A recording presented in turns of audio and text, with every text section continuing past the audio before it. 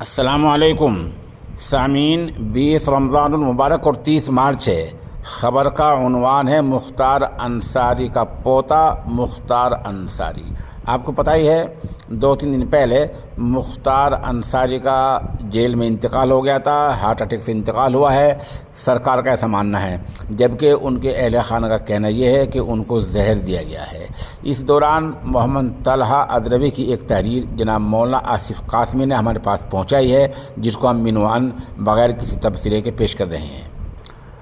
مرحوم مختار انصاری صاحب کی وفات سے پورا ملک اور پوروانچل کا علاقہ بطور خاص سوگوار ہے۔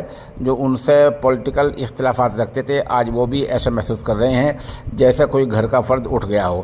15-20 سال سے مسلسل جیل میں ہونے کی وجہ سے ہونا تو یہ چاہیے تھا کہ لوگوں کی زبانوں سے ان کے تذکرے ختم ہو جاتے، لیکن زبانوں سے ان کا ذکر کیسے ختم ہو سکتا تھا جبکہ وہ دلوں میں اترے ہوئے تھے۔ محسوس کیا جا سکتا ہے کہ بچے جنہوں نے انہیں کبھی دیکھا بھی نہیں تھا، ان کے لیے کیسے والہانہ اور پرجوش جذبات رکھتے ہیں۔ مختار انصاری مرحوم جس خانوادے سے تعلق رکھتے ہیں، وہ اپنی قومی و ملی خدمات کی وجہ سے جانا جاتا ہے۔ 100 سے زائد سالوں سے اس خاندان کے افراد ملک کی سیاست کا اہم حصہ رہے ہیں۔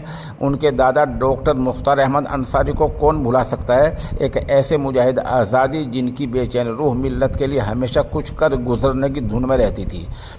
اس وقت کی تحریکات کی تاریخ اٹھا کر دیکھ لیں، ہر جگہ ڈاکٹر مختار احمد انصاری نمایاں نظر آئیں گے۔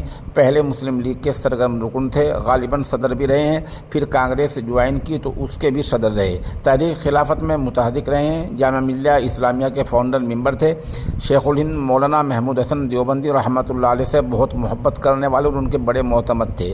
جب مولانا عبید اللہ سندھی رحمۃ اللہ علیہ نے شیخ الہند رحمۃ اللہ علیہ کے حکم پر دہلی میں نظارت المعارف قائم کیا تو ڈاکٹر مختار انصاری معاونین خصوصی میں سے تھے۔ شیخ الہند کی تحریک میں بھی ڈاکٹر صاحب کا تعاون رہا ہے۔ جب حضرت شیخ الہند ممبئی پہنچے تو جو زبردست استقبال ہوا، اس میں ڈاکٹر صاحب ہی کا ہاتھ کار فرما تھا۔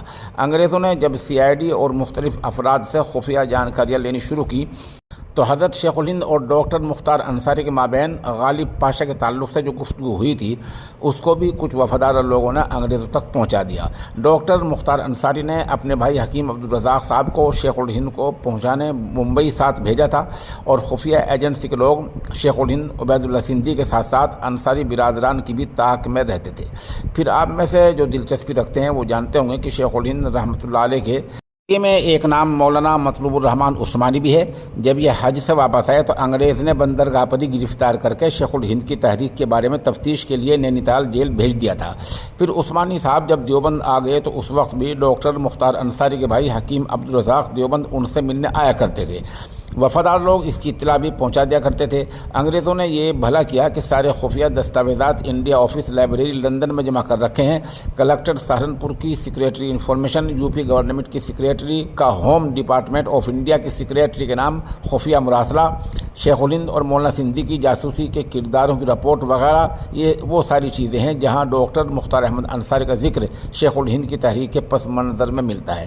بات کہاں سے کہاں جانے کے لیے عرض یہ کر رہا تھا کہ مختار انصاری مرحوم اس عالی خانوادے سے تعلق رکھتے تھے۔ ان کے نانا بریگیڈیئر عثمان ہوتے تھے، جنہیں انڈین گورنمنٹ نے ان کی بہادری اور اعلیٰ کارکردگی کے لیے فوجی ایوارڈ سے نوازا تھا۔ ان کے والد صاحب بھی ایک شریف سیاستدار رہے، کمیونسٹ پارٹی سے جڑ کر سیاست کرتے تھے۔ ان کے بڑے بھائی افضال انصاری بھی ایک عرصے تک کمیونسٹ پارٹی سے لگ کر سیاست کرتے رہے۔ مختار انصاری کی زندگی میں غریب پروری اور مزدور غریب طبقے سے محبت کا جو نمایاں پہلو رکھتا ہے، شاید اس کے پیچھے کمیونسٹ عنصر بھی کار فرما رہا ہو۔ مختار انصاری مرحوم جس لائن کے آدمی تھے، اس میں ہوتے ہوئے آدمی کی شخصیت میں کئی کمزور پہلو کا ہونا کوئی تعجب کی بات نہیں۔ مختار انصاری مرحوم کی شخصیت کا سب سے نمایاں پہلو ان کا رعب و دبدبہ تھا۔ بلا مبالغہ ان کے اشاروں سے ایوان میں بیٹھے لوگ بھی کانپتے تھے، اور یہ رعب و دبدبہ ان کا خود کا کمایا ہوا تھا، اور اسے حاصل کرنا اس وقت کی پوروانچل کی سیاست کا شاید لازمی حصہ تھا۔ ان کے چشم و ابرو کے اشارے سے ہی بڑے سے بڑا کام کرنا سامنے والے پر لازم ہو جاتا تھا۔ مختار انصاری صاحب کے رعب و دبدبے کا کیا عالم تھا، اس کا اندازہ ذیل کے واقعے سے لگائیے۔ واقعہ شہرت کی حد تک پہنچا ہوا ہے۔ ڈاکٹر ارشد قاسمی صاحب نے ایک تحریر میں ذکر کیا ہے، انہی کے الفاظ میں پڑھیے۔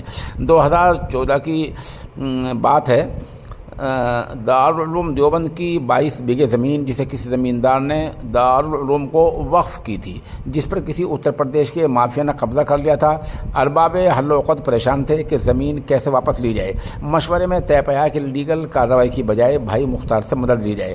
ایک وفد جس میں مولانا احمد الحسینی، مفتی راشد صاحب، مولانا انوار الرحمن بجنوری وغیرہ نے جیل میں جا کر ملاقات کی اور مولانا ارشد مدنی دامت برکاتہم کا ایک روقہ پیش کیا، جس میں کچھ اس انداز کی تحریر تھی: جب حیدرآباد نظام نے دارالعلوم دیوبند کا چندہ کسی وجہ سے بند کر دیا تھا تو تمہارے دادا مرحوم ڈاکٹر مختار انصاری نے کہا تھا کہ اگر پورا ہندوستان چندہ بند کر دے تو اکیلا مختار دارالعلوم کو چلائے گا۔